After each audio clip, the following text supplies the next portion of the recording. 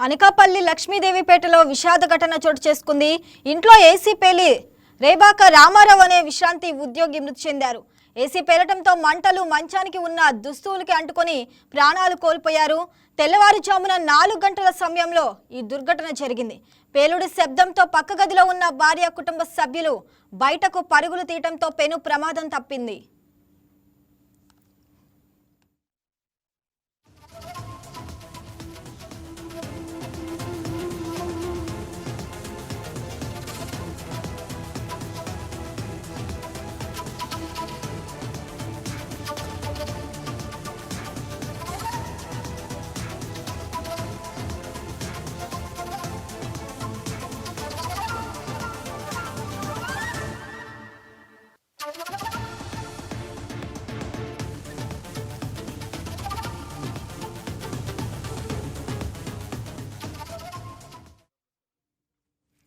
అనకాపల్లి లక్ష్మీదేవిపేటలో విషాద ఘటన చోటు చేసుకుంది. ఇంట్లో ఏసీ పేలి రేబాక రామారావు అనే విశ్రాంతి ఉద్యోగి మృతి చెందారు. ఏసీ పేలడంతో మంటలు మంచానికి ఉన్న దుస్తులకి అంటుకొని ప్రాణాలు కోల్పోయారు. తెల్లవారుజామున 4 గంటల సమయంలో ఈ దుర్ఘటన జరిగింది. పేలుడు శబ్దంతో పక్క గదిలో ఉన్న భార్య కుటుంబ సభ్యులు బయటకు పరుగులు తీయటంతో పెను ప్రమాదం తప్పింది. రైట్, ఇక దీనికి సంబంధించి మరింత సమాచారం మా రీజనల్ కోఆర్డినేటర్ దుర్గాప్రసాద్ అందిస్తారు. దుర్గాప్రసాద్, చెప్పండి. ఇక అనకాపల్లి అయితే విషాద ఘటన చోటు చేసుకుంది. ఇంట్లో ఏసీ పేలటంతో అయితే ఒక వ్యక్తి మృతి చెందినట్టు తెలుస్తుంది. దాని గురించి అప్డేట్స్ ఏంటి?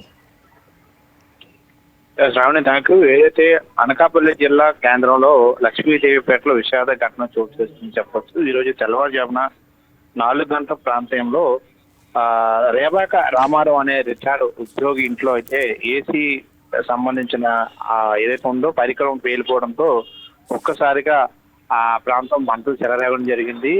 ఆ రూములోని రామారావు విశ్రాంతి తీసుకున్న నిద్రపోతున్న రూమ్ లో అక్కడ ఎక్కువగా ఆ బట్టలు కూడా పేర్చడం జరిగింది. ఈ నేపథ్యంలో మంటలు పూర్తి స్థాయిలో అంటుకోవడంతో అది పేలడంతో భారీ సౌండ్ కూడా వచ్చింది. ఈ సౌండ్ కి భయపడి పక్క రూమ్ లో వారి కుటుంబ సభ్యులు కూడా వెంటనే బయటికి పరుగులు తీశారు. అసలు ఏమైందో ఏం పేలిందన్న ఈ టైంలో.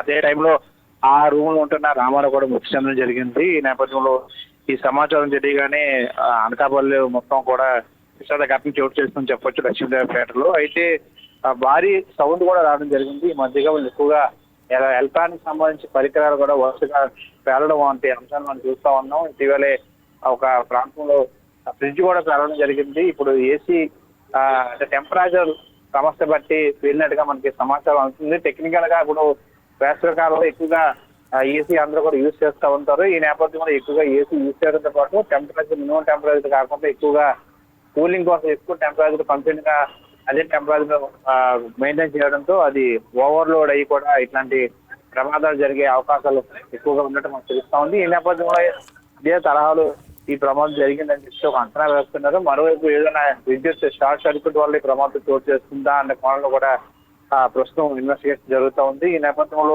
రిటైర్డ్ ఎంప్లాయీ ఎవరైతే రేబాక రామారావు ఇంట్లో ఈ ప్రమాదం చోటు చేసుకోవడంతో అది కుటుంబ సభ్యులు కూడా ఒక టెన్షన్ వాతావరణం నెలకొంది. అయితే భారీ పేలుడు శబ్దం కావడంతో ఆ కుటుంబ సభ్యులు పక్కగా నిద్రపోతున్నారని కూడా వారి భార్య కావచ్చు వారి కుటుంబ సభ్యులు కూడా వెంటనే బయటికి పరుగులు తీశారు.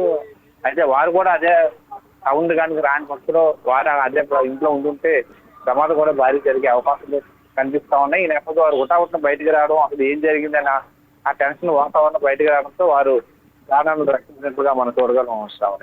Right Durga Prasad, thanks for the updates.